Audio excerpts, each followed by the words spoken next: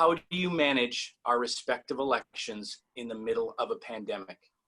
First, we'll be hearing from Commissioner Thomas Hicks, who is the commissioner with the U.S. Elections Assistance Commission. And most importantly right now, the Postal Service. Because one of the things that we are trying to figure out is what happens if we get to our election in November and the Postal Service has a number of workers who become ill or infected with this disease. Overall, the level of fraud that has been talked about for elections and for vote by mail is not really true and not really it's not supported by the evidence. The bigger problem I see with mail-in ballots is that they get to the polling places, they get to the election officials too late.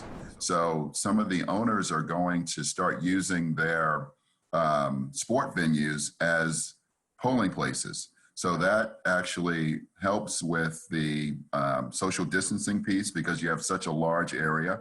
It helps with transportation issues because many of these sporting venues are on transportation lines. And it also helps with workers because some of the workers who would be doing the vending can now serve as poll workers. I think that the primaries served as a great way to allow for the states to have a little run through with the run up to the November election coming up. Our second hearing dealt with those states that had issues. And so they came in, told us about some of the problems that they had, some of the solutions that they hope to do. I've hosted and my fellow commissioners have hosted election officials and those who are into these issues, solutions on improving the process. The U.S. Congress came together with a $3 trillion CARES Act fund, and of that they gave the EAC $400 million to get out to the states within 30 days. People can use that money for postage, printing of ballots, and buying equipment. These funds can be used to pay for people to move their voting locations.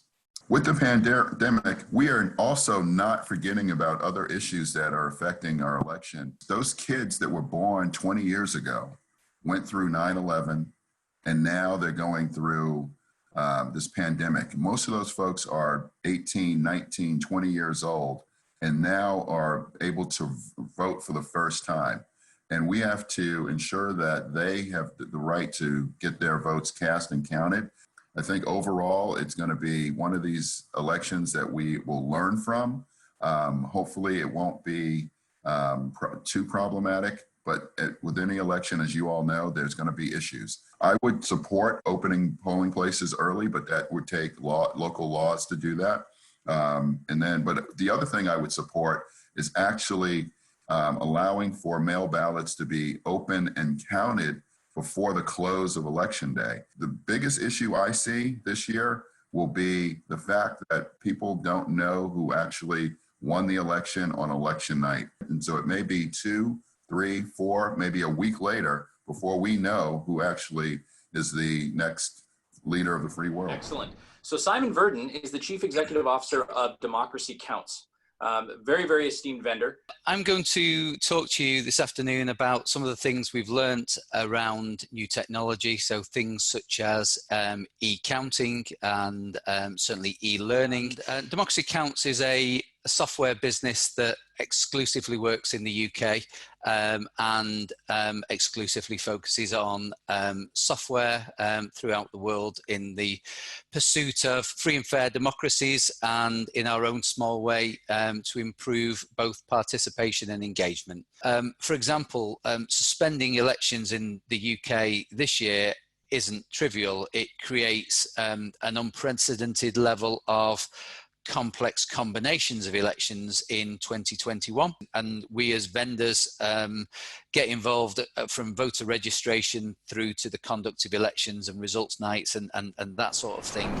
Simon, so for you, does your organization have, or have you since the pandemic established standard operating procedures for dealing or mitigating with the issues of delivering training in a crisis? Very much so. Harking back to that idea that ISO 22301 is about business continuity. For our business, we had to look at both securing our own business under conditions like a pandemic, and then actually with another perspective to say, how do we provide our services and how do they affect the conduct of our client base, which essentially are EMBs. What I'd like to do now is please turn it over to Mr. Mamabolo, who of course is the Chief Electoral Officer of the Independent Election Commission down in beautiful South Africa. We are moving away from a fixed operation to a mobility operation. We have had to add PPE, face masks, gloves, sanitizers, and so on.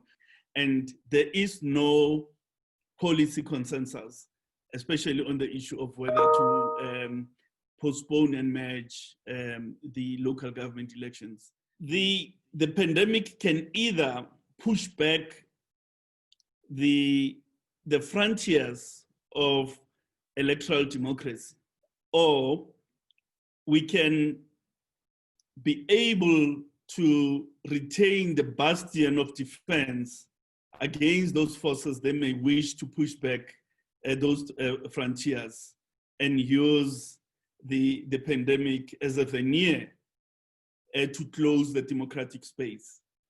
So in a sense, all democracies are at a bit of a crossroad. Digital voting is the way to go. I don't think we have the time to do it before 2021, but it is certainly something that is in our horizon for possible implementation in 2024. It is my privilege to present now the President of the National Electoral Council of Ecuador, Diana Atamaint. La implementación por primera vez en la historia democrática de first time in our country, it'd be mandatory that there be debate between the candidates, and the same way generate a passive electoral lists. Ladies and gentlemen, thank you very much for taking the time to join us today. It has been excellent to see you here and to participate in this discussion. Thank you very much for joining us today. Please stay safe and good luck in your respective democracies. And on that note, from Canada, this is Alan Best signing off.